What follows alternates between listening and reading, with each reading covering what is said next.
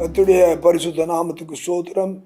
இந்த புதிய 2வது மாதத்தின் தியானத்திற்காக நாம் இந்த காலை வேளையிலே தேவனுடைய பிரசன்னத்திலே கொடுக்கும்படியான அவருடைய தயவு என்ற தலைப்பிலே காட்ஸ் மர்சிஸ் அதை குறித்ததான வெளிப்பாட்டின் செய்தியை நாம் பெற்றுக்கொள்ள தேவன் நமக்கு கிருபை செய்வாராக.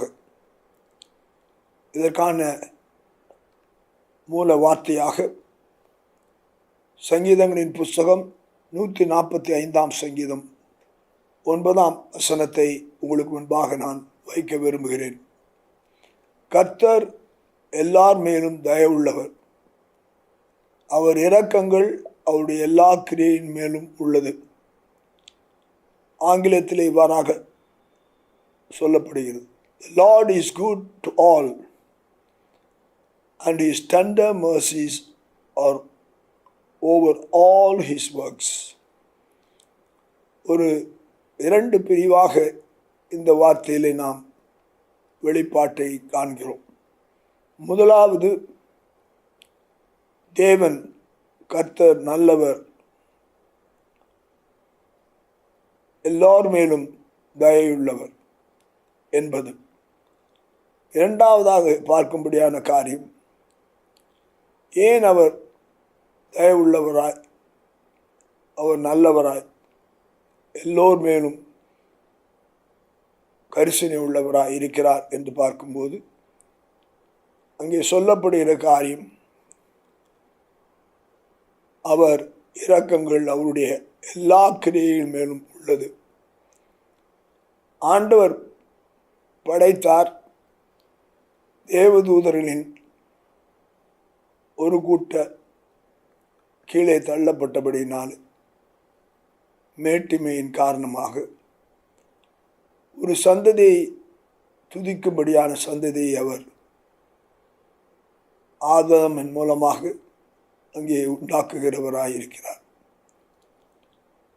அந்த சந்ததி ஆதாமின் பாவத்தினாலே விழுந்து போனதினாலே தேவனை துதிப்பதை குறித்ததான அந்த வெளிப்பாட்டை அவர்கள் இழந்தவர்களாய் முறுமுறுப்பின் சந்ததியாக உலக காரியங்களுக்குள்ளாய் சிக்குண்டவர்களாக அவர்கள் இருந்தார்கள். இதை குறித்ததான வெளிப்பாட்டை தாவீது பெற்றபடியினாலே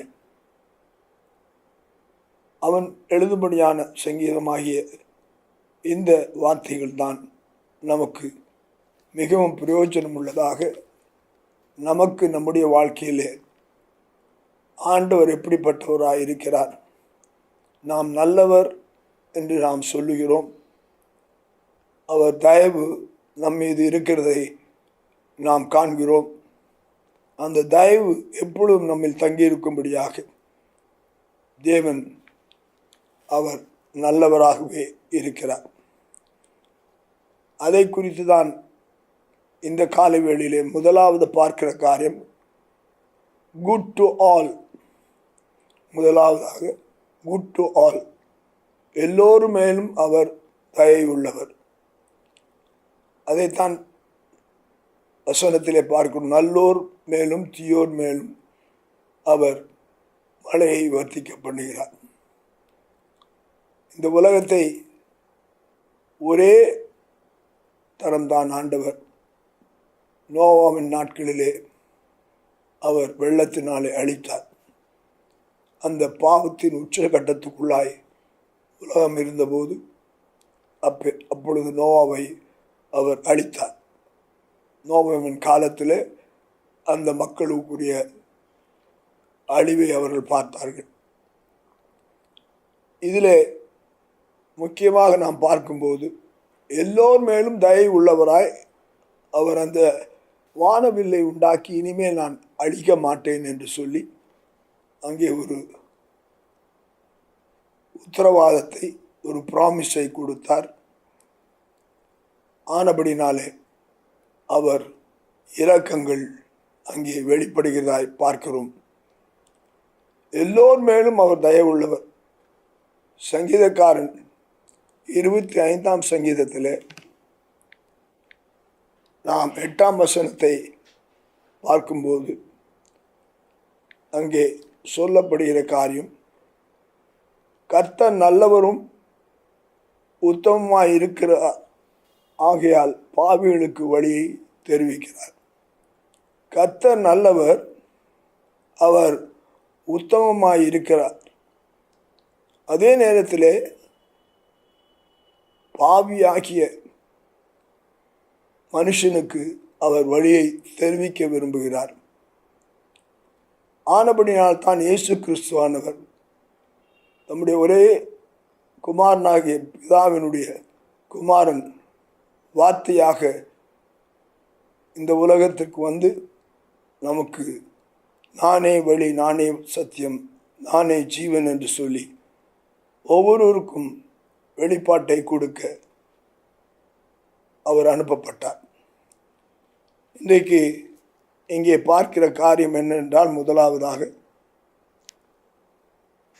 அவர் நன்மை செய்கிற தேவனாய் இருக்கிறார். ரட்சிக்கப்பட்டிருக்கும்படியான ஒவ்வொரு மக்களுக்கும் கர்த்தர் நல்லவர் என்பதை அவர்கள் அறிந்திருக்கிறார்கள். அதை நாம் பார்க்கும்போது அங்கே வசனத்திலே பார்க்கும்போது சங்கீதக்காரன் சொல்கிறார், 119ஆம் சங்கீதத்தில் 14ஆம் வசனத்தை நாம் பார்க்கும்போது அங்கே சொல்லப்படுகிற காரணம் 119ஆம் சங்கீதம் 68ஆம் வசனம் இப்படியாக சொல்லுகிறது, தேவரீர் நல்லவரும் நன்மை செய்கிறவருமாயிருக்கிறீர், உமது பிரமாணங்களே எனக்கு போதியும். அவர் நன்மை செய்கிறவர், அவர் நல்லவர். அதே நேரத்தில் அந்த நன்மையான காரியங்கள் எல்லோர் மேலும் இருந்தாலும் அவர்கள் அவருடைய பிரமாணத்துக்குள்ளாய் வருவதற்கு அவர் போதிக்கிறவராயிருக்கிறார். He is a teacher. He is a good Lord and he is a teacher. ஆனபடினால் தான் பரிசுத்த ஆவியானவர் நமக்குள்ளாய் இருக்கும்போது அவர் சகல சத்தியத்துக்குள்ளும் நம்மை வழி நடத்துகிறவராய் இருக்கிறார். அதைத்தான் 119ஆம் சங்கீதம் 68ஆம் வசனம் சொல்லுகிறது, உமது பிரமாணங்களை எனக்கு போதியும் என்று சொல்லி சங்கீதக்காரன் சொல்கிறார். போதித்தால்தான் நாம் நம்முடைய வழிகளிலே நேர்வழியாய் நடக்க முடியும். வழி தெரியாத போது நாம் சத்திய வழியிலே நடக்க முடியாது. ஆனபடியால்தான் நம்முடைய வழியை எனக்கு போதியும் என்று சொல்லி சங்கீதக்காரன் சொல்லுகிறார். இரண்டாவதாக அங்கே சொல்லும்போது அவர் அப்ரைட் காட், அவர் நேர்மையான காரியங்களை செய்கிறவர் இருக்கிறார். அந்த வசனத்திலே பார்க்கும்போது ஆங்கிலத்திலே he does good and teaches us statutes. நியாயமான காரியங்களை, சரியான காரியங்களை அவர் நிதானித்து நமக்கு நடக்க வேண்டிய வழியை காட்டுகிறவராக இருக்கிறார். சங்கீதம் 92ஆம் சங்கீதத்திலே 14ஆம் வசனத்தை நான் உங்களுக்கு வாசிக்கட்டும். அங்கே சொல்லப்படுகிற காரியம், கர்த்தர் உத்தமர் என்றும் என் கண்மலையாகிய அவரிடத்திலே அநீதி இல்லை என்றும் விளங்க பண்ணும்படி. கர்த்தர் நல்லவர், அவர் உத்தமம் ஆனவர், அவர் கண்மலை. கண்மலை என்று சொல்லும்போது அநேக காரியங்களை குறித்து சொல்லுகிறது. ஸ்டடினஸ், உயர்ந்திருத்தல், இப்படியாக நாம் சொல்லிக்கொண்டே போகலாம். அஸ்திபாரம், அந்த கன்மலை ஆகிய தேவனிடத்தில் அங்கே நீதி விளங்குகிறதா இருக்கிறது. அந்த கன்மலை யாரும் மோத முடியாது. அவர் அநீதி செய்கிறவர் அல்ல, அவர் நீதி செய்கிறவராய் இருக்கிறபடினாலே அநீதியை அவர் தவிர்க்கத்தக்கதாக நீதியை நமக்கு பாதியிலே வழி நடத்துகிறவராக இருக்கிறார். நம்முடைய வாழ்க்கையிலே நீதியின் பாதையை கற்றுக் கொடுக்கிறவர் அந்த நீதியுள்ள நியாயாதிபதியாய் அந்த தயவுள்ள நல்ல கர்த்தர் இருக்கிறார். மூன்றாவதாக அதே வசனத்தில் பார்க்கும்போது அவர் கற்றுக் கொடுக்கிறவராய் இருக்கிறார். கற்றுக்கொள்ளும்போது நாம் சரியாக நாம் நடக்க முடியும். வெளிச்சம் என்று சொல்லி ஆண்டவரே நமக்கு வெளிச்சமாக வந்தார். அவர் பிறந்தபோது அந்த மகா பெரிய வெளிச்சத்தை அவர்கள் கண்டார்கள். நீதிமொழிகள் 1ஆம் அதிகாரம் அங்கே 20-23 வசனங்களை நாம் பார்க்கும்போது அவரை குறித்ததான ஞானம், தேவனை குறித்ததான அந்த நீதியை நாம் அறியும்போது நாம் கர்த்தருக்கு பயப்படுகிறோம். கர்த்தருக்கு பயப்படுதல் ஞானத்தின் ஆரம்பம். அதைத்தான் 20ஆம் வசனத்தில் சொல்கிறது. ஞானமானது வெளியே நின்று கூப்பிடுகிறது, வீதிகளில் சத்தமிடுகிறது. அந்த நீதி நமக்கு கூப்பிடுகிற ஒரு காரியமாக இருக்கிறது. வீதியிலிருந்து கூப்பிடுகிறதால் அது எல்லோருக்கும் சொல்லப்படுகிற ஒரு காரியம். நாம் பார்க்கிறோம் இந்த நாட்களிலே வண்டிகளிலே ஒரு பொருளை குறித்து அங்கே பிரச்சுரம் செய்கிறதை பார்க்கிறோம் வானொலி மூலமாக. அதைத்தான் ஆண்டவருடைய ஞானம் அங்கே வெளிப்படும்படியாக கர்த்தருக்கு பயப்படுபவர்களுக்கு அது போதிக்கிற ஒரு காரியமாய் கூப்பிடுகிறது. It calls. அதைத்தான் அங்கே விஸ்டம் கிரையத் அவுட் என்று சொல்லப்பட்டிருக்கு. கால் கூட கிடையாது, கிரையத் அவுட்,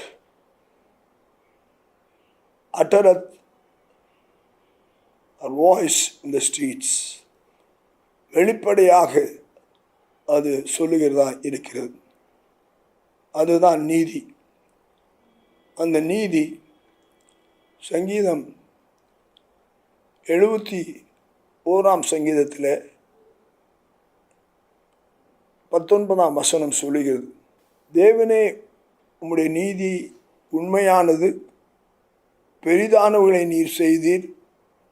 தேவனே உமக்கு நிகரானவர் யார்?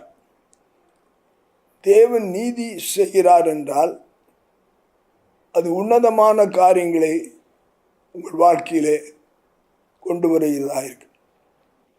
அவருடைய நீதியில் நடக்கிறவர்கள் அவர்கள் பெரிய காரியங்களை பெற்றுக்கொள்கிறவர்களாக இருக்கிறார்கள்.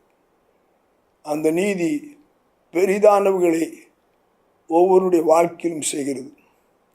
நீதியின் மேல் பசிதாபகம் உள்ளவர்கள் பாக்கியவான்கள்.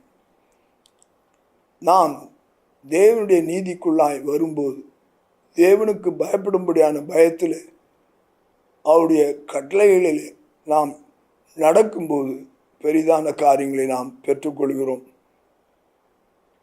அவருக்கு நிகரானவர் ஒருவரும் இல்லை. வானத்தையும் பூமியும் உண்டாக்கின கர்த்தரிடத்தில் எனக்கு ஒத்தாசை வரும், அவர் என் காலை தள்ளாட விட்டார் என்று சொல்லி சங்கீதக்காரன் சொல்கிறான். அந்த நீதியை நாம் பெற்றுக்கொள்ள வேண்டும். இரண்டாவதாக நாம் பார்க்கிறது என்னென்று, அங்கே பதியாக அவர் இருக்கிறார். அவர் நீதி செய்கிறவர், அவர் நியாயம் செய்கிறவர்.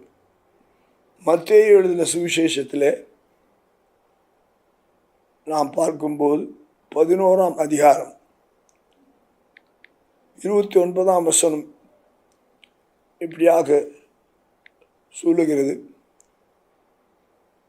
நான் சாந்தமும் மனத்தாழ்மையாக இருக்கிறேன். என் நுகத்தை உங்கள் மேல் ஏற்றுக்கொண்டு என்னிடத்தில் கற்றுக்கொள்ளுங்கள். அப்பொழுது உங்கள் ஆத்துமாக்களுக்கு இளைப்பாறுதல் கிடைக்கும். 30ஆம் வசனம்: என் நுகம் மெதுவாயும் என் சுமை லகுவாயும் இருக்கிறது என்றார். அவர் நம்மை வெளிச்சத்தில் நடத்துவதற்கு, அவருடைய நீதிக்குள்ளாய் நடப்பதற்கு, ஒருவேளை நாம் அது ஒரு பலுவாக உலகத்தில் இருக்கிறவர்களுக்கு நமக்கு ஒரு பாரமாக பிரிந்திருப்பது கஷ்டமான ஒரு காரியமாக இருக்கலாம். நாம் உலகத்தோடு வாழாதபடிக்கு பிரித்தெடுக்கப்பட்ட மக்களாக இருக்கும்போது அநேக சோதனைக்குள்ளாய் நாம் வருகிறோம்.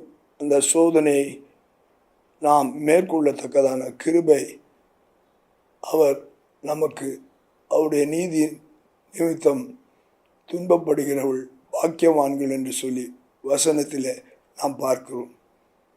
துன்பத்தை இன்பமாக அவர் மாற்றி போடுகிறார். எனக்கு தீமை செய்ய நினைத்தீர்கள், கர்த்தர் அதை நன்மையாக மாற்றி போட்டார் என்று சொல்லி யோசேப்பு சொல்வது போல நாம் சொல்ல முடியும். அடுத்தபடியாக நாம் பார்க்கும்படியான காரியம், அவர் நிரந்தரமானவர். அவர் எப்பொழுதும் நமக்கு நிரந்தரமாய் நம்மோடு கூட இருக்கிறவராய் இருக்கிறார். மத்தேயு 10ஆம் அதிகாரத்தில் நாம் பார்க்கும்போது 29-30 வசனங்கள் இப்படியாக சொல்லுகிறது: ஒரு காசுக்கு 2 அடைக்கலான் குருவிகளை விற்கிறார்கள் அல்லவா? ஆயினும் உங்களின் பிதாவின் சித்தம் இல்லாமல் அவளில் ஒன்றாகிலும் தரையிலே விழாது. உங்கள் தலையில் உள்ள மயிரெல்லாம் எண்ணப்பட்டிருக்கிறது. அவர் எப்பொழுதும் நிரந்தரமாய் நமக்குள்ளாய் இருக்கிறார். ஆனபடினால்தான் அவர் நமக்கு தயை உள்ளவராய் எந்த சூழ்நிலையும், எப்படியாக சாதராக் மேஷாக் ஆபேத்நேகோவுடைய அவருடைய வாழ்க்கையில் அந்த நெருப்புக்குள்ளாய் இருந்தாலும் அங்கே இவர் ஒரு நபராக தேவன் காணப்படுகிறார். தானியேலுடைய சிங்க கபிலே அந்த சிங்கங்களின் வாயை கட்டுகிறவராய் அங்கே காணப்படுகிறார். அதுதான் தேவ தயவு ஒவ்வொருவரையும் அங்கே நெருக்கி அங்கே பாதுகாக்கிறதா இருக்கிறது. இரண்டாவதாக பார்க்கிற காரியம், அவருடைய இரக்கங்களை நமக்கு கிரியை செய்கிறதா இருக்கிறது. சங்கீதக்காரன் சொல்லுகிறார், சங்கீதம் 36ஆம் சங்கீதத்தில் 6-7 வசனங்களை நாம் பார்க்கும்போது, நீதி பர்வதங்கள் போலவும் நியாயங்கள் மகா ஆழமாக இருக்கிறது. கர்த்தாவே, மனுஷரையும் மிருகங்களையும் காப்பாற்றுகிறீர். தேவனே, உம்முடைய கிருபை எவ்வளவு அருமையானது. அதனால் மனுபுத்திரர் முது சட்டையிலே வந்தடைகிறார்கள். இங்கே அவருடைய கிருபைகள், இரக்கங்கள் எல்லாம் பெரியவைகளாய் இருக்கிறது. இன்றைக்கு அந்த காரியத்தை பார்க்க 3 காரியங்கள் அங்கே இருக்கு. அவர் நன்மை செய்கிறார், அவர் நன்மை செய்கிறார். சங்கீதம் அதைத்தான் இங்கே பார்க்கிறோம். அவர் நன்மை செய்கிறார். சங்கீதம் 31:19 சொல்லுகிறபடியாக, உமக்கு பயந்தவர்களுக்கும் மனுபுத்தருக்கும் முன்பாக நம்புகிறவர்களுக்கும் நீர் உண்டு பண்ணி வைத்திருக்கிற உம்முடைய நன்மை எவ்வளவு பெரிதாக இருக்கிறது. நன்மை செய்கிறார். இரண்டாவதாக, அவர் நமக்கு வாக்குகள் கொடுத்திருக்கிறார்.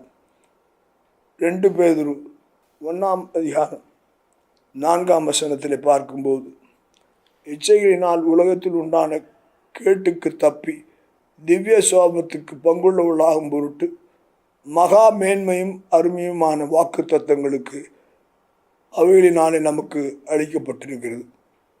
அவர் நமக்கு வாக்கு தத்தங்களை கொடுத்திருக்கிறார். 3வது, அவர் மீது நாம் நம்பிக்கை வைக்க, put the trust on him and he will uphold you. சங்கீதக்காரன் சொல்கிறான். அதற்கான 91ஆம் சங்கீதத்திலே இப்படியாக சொல்லுகிறான். 4ஆம் வசனம், அவர் தம்முடைய சட்டையில் உன்னை மூடுவார், அவர் சட்டையின் கீழே அடைக்கலம் பூவாய், அவருடைய சத்தியம் உனக்கு பரிசியும் கேடகமாய் இருக்கும். ஸோ இந்த காரியங்களை பார்க்கும்போது அவர் என்றைக்குமே கிரியை செய்கிறவர், அவர் என்றைக்குமே இரக்கங்களின் தேவன், அவர் தயவுள்ளவர், அவர் நல்லவர். அவருக்கே நம்மை அர்ப்பணிப்போம். கர்த்தர் உங்களை ஆசீர்வதிப்பாராக. நாம் ஜெபிக்கலாம். பரலோக பிதாவே, நம்முடைய கிரியைகளை ஆண்டவரே நீர் உண்டாக்கி நம்முடைய பிள்ளைகளை நீர் பாதுகாக்கிறீர். நீ நல்லவர். ஒருவரும் கெட்டு போகாமல் நித்திய ஜீவனை அடையும்படி எவ்வளவாய் உலகத்திலே அன்பு கூர்ந்த தேவன். ஆண்டவரே, ஒருவரும் அழிந்து போகாதபடிக்கு உமக்கு பயப்படுகிற பயத்தில் உடைய நியாயங்களை வெளிப்படுத்தத்தக்கதாய் எங்களை நீர் பயன்படுத்தும். நீரே கிருபை செய்யும். இயேசுவின் நாமத்தில் ஜெபிக்கிறோம் அன்பின் நல்ல பிதாவே. ஆமென், ஆமென்.